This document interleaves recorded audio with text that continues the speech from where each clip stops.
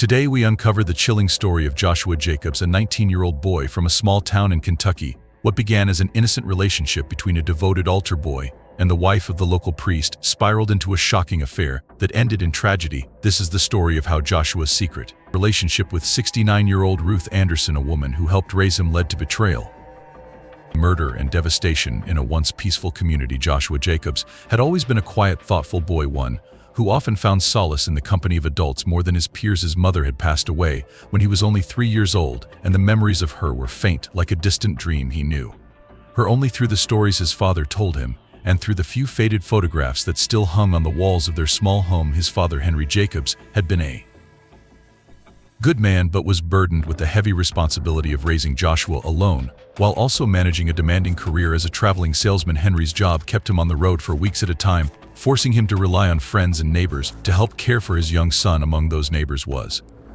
Ruth Anderson. Ruth was the wife of Pastor Joseph Anderson, the local priest of the town's small church. She was known in the community as a kind-hearted, generous woman who often opened her home to those in need. Ruth had no children of her own, and perhaps that was why she had taken such a special interest in Joshua. When Henry first asked her to watch over him during his long trips, Ruth, despite being in her early 50s at the time, carried herself with the grace and beauty of someone much younger. She had an elegant presence with her tall frame, curvaceous figure, and a face that still held the remnants of youth. For Joshua, Ruth was more than just a caretaker. She became a mother figure, filling the void left by his own mother's passing. She taught him the things a mother would, from tying his shoes to saying his prayers before bed. Ruth's home filled with the smell of baked bread, and the warm, comforting hum of hymns playing softly in the background became a second home for Joshua. As a child, he spent countless afternoons sitting at her kitchen table doing his homework while Ruth cooked, or playing with the small wooden toys that Pastor Joseph had carved for him. Joshua's connection to Ruth grew over the years. She encouraged his involvement in the church, where he began serving as an altar boy at the age of 8. It was here in the sacred quiet of the church that Joshua found purpose and belonging. Pastor Joseph treated him with the same affection he showed his own congregation, and for years Joshua considered the Andersons to be the family he never truly had. As he grew older, Joshua blossomed into a thoughtful and intelligent young man. By the time he turned 19 in 2012, he was still deeply involved in the church, and his life remained intertwined with the Anderson family. Ruth had aged gracefully, her youthful beauty still evident. The women in town often envied her striking figure, particularly her curvaceous hips and full-rounded buttocks, which made her stand out even in her older years. Her face, though lined with the years, retained a softness that made her seem much younger than her age. Joshua had never thought of Ruth as anything more than a maternal figure, a woman who had been there for him through all the milestones of his life. But as he entered the confusing and tumultuous period of late adolescence, something inside him began to change. He had grown up around Ruth, and as a child he had always found her presence comforting, like a warm embrace.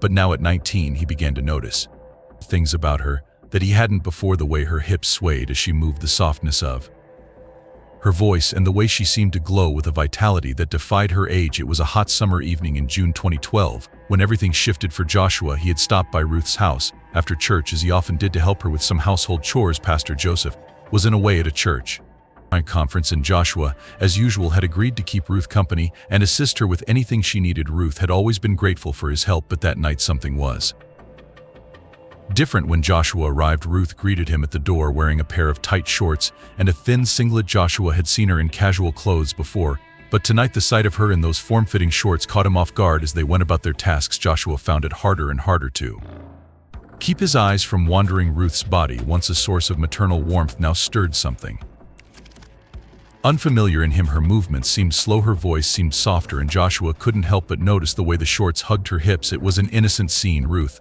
moving about the house, her usual friendly self, but to Joshua it felt like the air had shifted, as if the very atmosphere in the room had thickened with tension. Joshua felt a heat rise in him that he didn't understand. His pulse quickened, and before he could stop it, he felt a rush of arousal that both shocked and horrified him. He had never looked at Ruth in this way before. She was beautiful, yes, but she had always been like a second mother to him. Yet here he was unable to control the physical response that overtook him. Embarrassment surged through him as he realized he had an erection, something he had never experienced in Ruth's presence. He excused himself quickly, stumbling over his words, desperate to get out of the house before Ruth could notice his discomfort. His heart raced as he left, shame and confusion battling in his mind. How could he feel this way about her? He hurried home, hoping to forget what had just happened, but the memory of her figure lingered in his mind. Ruth though outwardly calm, had sensed something had shifted between them.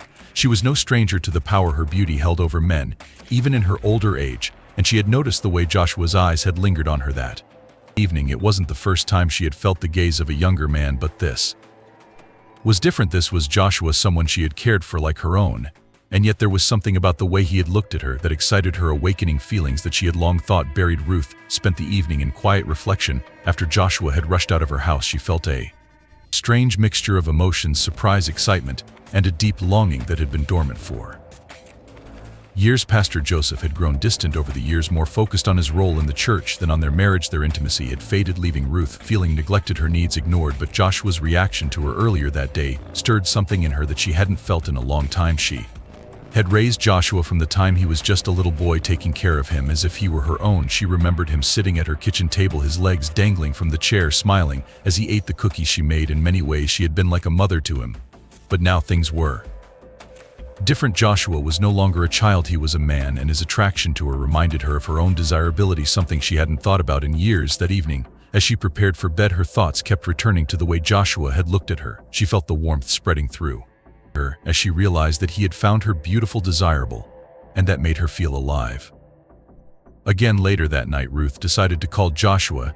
It was late, the house was quiet, and the sounds of the night crept in through the open windows. She dialed his number, her hands trembling slightly, not entirely sure what she was going to say. When Joshua answered, she could hear the hesitation in his voice, but also the confusion. Ruth gently asked him if everything was all right, sensing that something had shifted in him. Joshua, still filled with the shame of his earlier reaction, tried to avoid the topic, but Ruth pressed on, her voice calm and soothing, urging him to tell her what had been bothering him. After a long pause, Joshua finally confessed. He told Ruth that he found her attractive, admitting that he had felt something he couldn't explain. There was silence on the line for a moment, and then Ruth, rather than being shocked, felt a wave of flattery wash over her. She had long believed that her beauty had faded, especially since Pastor Joseph had grown distant, but here was this young man, someone she had practically raised, telling her that he saw her as more than just a mother figure. Ruth's loneliness had been growing for years. Pastor Joseph, ever the devoted servant of the church, spent most of his time counseling others or preparing sermons, often leaving her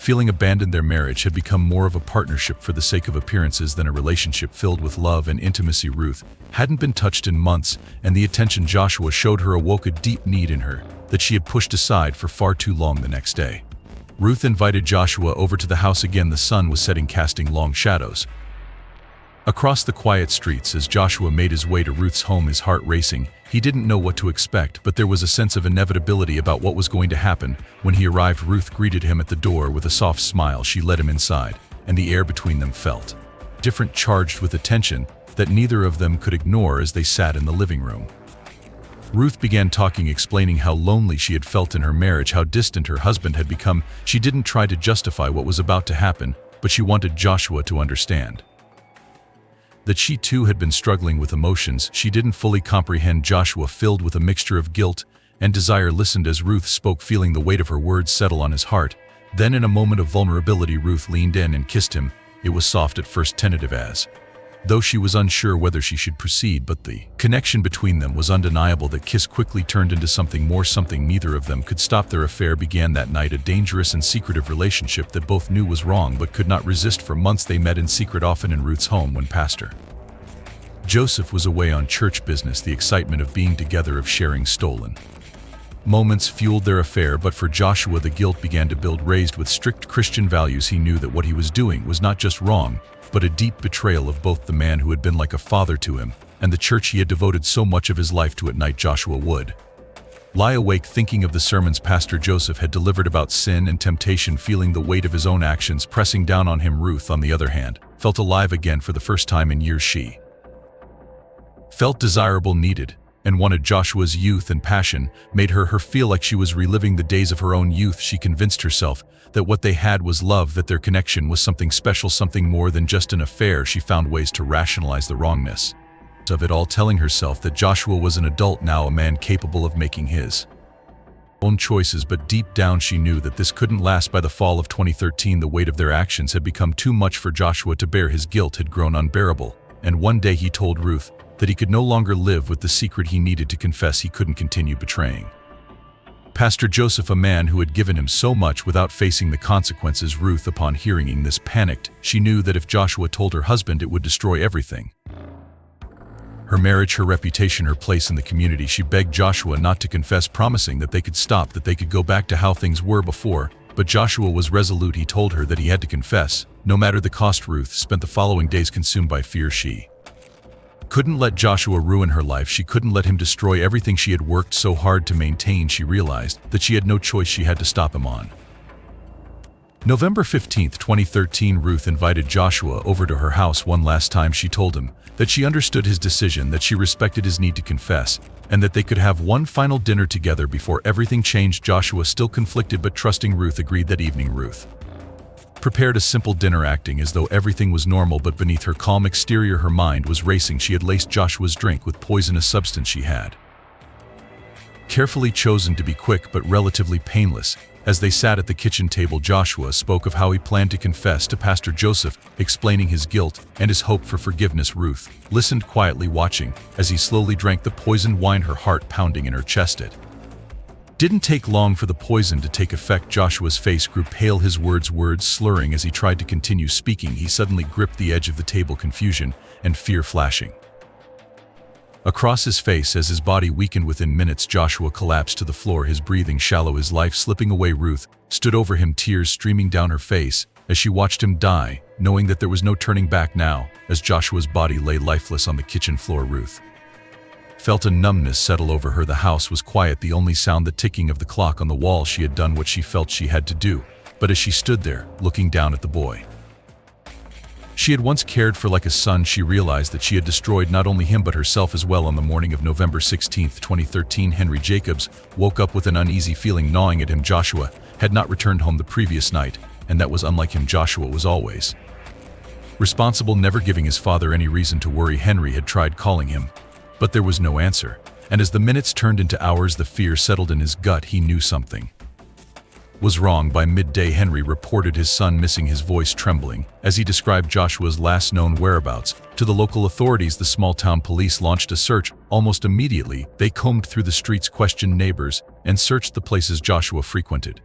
Henry spent the entire night in agonizing worry, pacing his small living room, clutching his phone, hoping for any news that would bring his son home. But as the hours dragged on and the night grew darker, hope turned into dread. Joshua had disappeared without a trace, and the fear of never seeing him again weighed heavily on Henry's heart. 2 days later, on November 18, 2013, the town was struck with the devastating news that no one was prepared for. A group of officers following a lead had found Joshua's body buried in a shallow grave in the woods behind the Anderson property. The discovery shocked the entire community. The police quickly cordoned off the area, and investigators began to piece together the gruesome details of what had happened. Joshua's body, though hastily buried, showed signs of poisoning, a finding that would soon lead investigators to uncover the chilling truth. Henry's world crumbled the moment the officers came to his door to deliver the news. The grief hit him like a wave, pulling him under into a suffocating darkness. His only child, the boy he had raised on his own after his wife's death, was gone. In those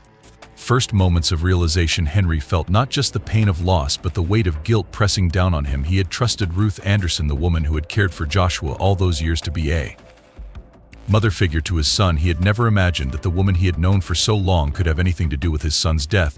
As the investigation unfolded, it became clear that Joshua had been poisoned. Ruth Anderson, the last person to see Joshua alive, quickly became the focus of the investigation. The small town had always held Ruth in high regard. She was the wife of the pastor, a devoted member of the church, and someone who had spent years caring for the people around her. But beneath that veneer of respectability, there were secrets, dark, unsettling truths that no one had ever suspected. On November 20, 2013, Ruth was brought in for questioning. She maintained her innocence, at first speaking calmly, denying any involvement in Joshua's death. She spoke of him as she always had, like a mother speaking of her child. But as the police pressed her for more details, her story began to unravel. It wasn't long before the investigators discovered traces of the poison in her home, evidence that tied her directly to Joshua's death. The police were relentless in their pursuit of the truth, and soon Ruth was backed into a corner, her lies exposed. The town was in shock when Ruth was arrested on November 22nd and charged with murder. The news spread quickly, and the community, once united in faith and trust, found itself divided. How could this have happened. Ruth, the pastor's wife, someone who had always seemed so kind, so nurturing, was now at the center of a scandal that rocked the very foundation of the town. As more details of the investigation came to light, the community learned the disturbing truth: Ruth had been having an affair with Joshua. The revelation sent fear and panic through the town. People whispered in hushed tones, unable to reconcile the image of the sweet church-going woman with the predator who had preyed on a vulnerable young man. The affair, hidden for so long, had become the catalyst for Joshua's tragic end. For Pastor Joseph Anderson, the betrayal was too much to bear. The woman he had been married to for over 40 years had not only been unfaithful, but she had also taken the life of the boy he had treated as a son. He was devastated, unable to comprehend how Ruth, the woman he had loved and trusted, could have committed such a heinous act. The weight of the scandal was unbearable, and soon after Ruth's arrest, Pastor Joseph resigned from his position at the church. He couldn't face the shame that had fallen upon his family, and in a town where everyone knew each other, there was no escaping the whispers, the judgment, and the heartbreak. Henry Jacobs was left shattered. The grief of losing his son was compounded by the guilt of trusting the very woman who had taken Joshua's life. For years he had relied on Ruth, believing that she was a second mother to Joshua. Now he was haunted by the thought that he had unwittingly placed his son in the hands of someone capable of such betrayal. The memory of Joshua's laughter, his smile, and the promise of the future he would never have haunted Henry day and night.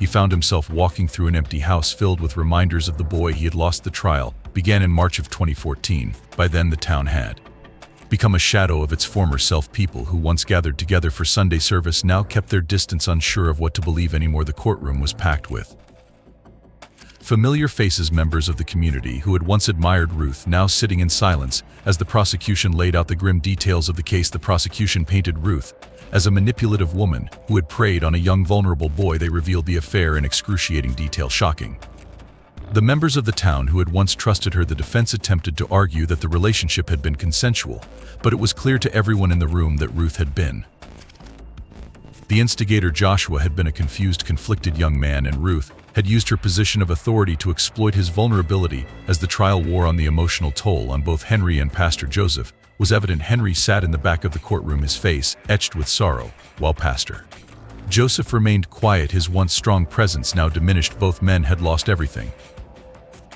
Henry, his only child, and Pastor Joseph, his wife, and the respect of the community he had served for decades. After 2 long weeks, the trial came to an end. On March 20th, 2014, Ruth was found guilty of first-degree murder. The verdict was met with a heavy silence in the courtroom, broken only by the sound of weeping from some of the town's elders who had once looked up to Ruth as a pillar of their community. Ruth was sentenced to life in prison without the possibility of parole. The weight of her actions finally caught up with her as she was led out of the courtroom in handcuffs. Her once proud figure now hunched with the burden of guilt. In the aftermath of the trial, the town was left in ruins. The community, once united in faith, was now divided by scandal and betrayal. Pastor Joseph, unable to bear the shame, left the town for good, disappearing from the lives of those who had once looked up to him. Henry, heartbroken and alone, mourned the loss of his son, haunted by the memories of what could have been. The town would never be the same again. The scars left by Joshua's death and Ruth's betrayal would linger for years, a chilling reminder of the darkness that can hide behind